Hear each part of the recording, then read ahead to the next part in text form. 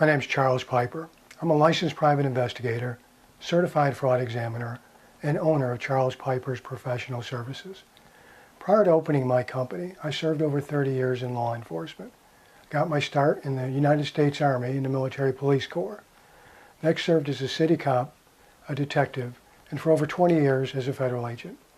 I've conducted investigations from coast to coast.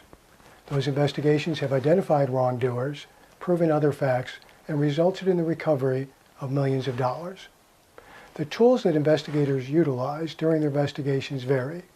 They may include well-planned and thoroughly conducted interviews, covert surveillance with the use of cameras, legally recorded conversations, undercover activity, record searches, background checks, document review and analysis, and the collection of evidence.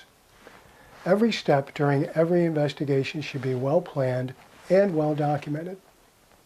The investigator has an obligation to keep their client or employer informed of the investigative progress.